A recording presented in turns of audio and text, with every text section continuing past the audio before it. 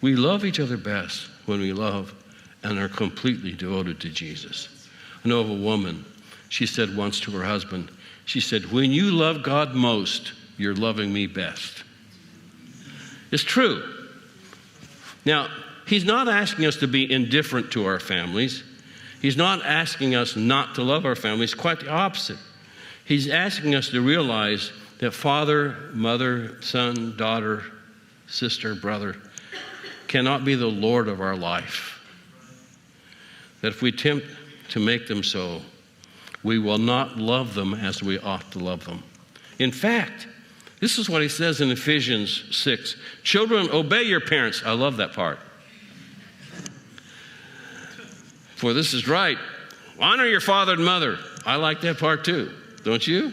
Yeah. This is the first commandment with promise, that it may go well with you. You may live long in the land. And then, fathers, do not provoke your children to anger.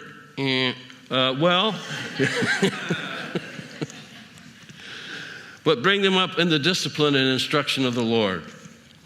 And then in 1 Timothy 5:8, he says, but if anyone does not provide for his relatives, and especially for members of his own household, he has denied the faith. This is strong words. And is worse than an unbeliever. So the call of Jesus is not a call to somehow abandon our families. It's actually a call to love them with a love that refuses to lift them above the love of God or the mission to which he's called. And it is this that brings the conflict that Jesus is addressing.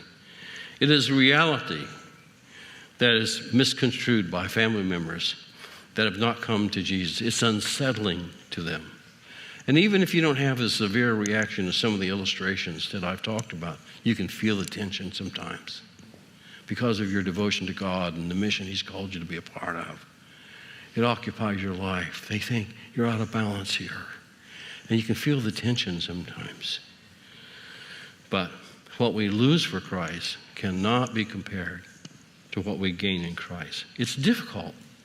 These verses are difficult. But finally, there's hope here.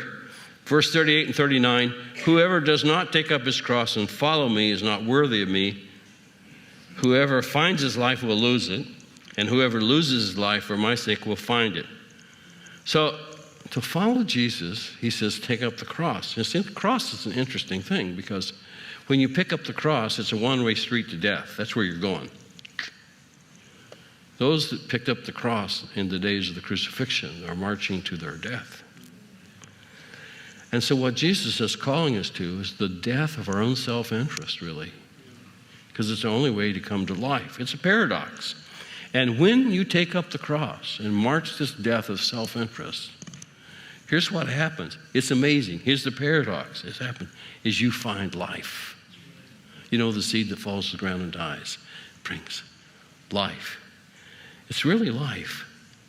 But if you try to cling to life on your own terms and by your own designs, you ultimately lose it. You've heard the phrase, maybe you've done it. You've thought, I need to find myself.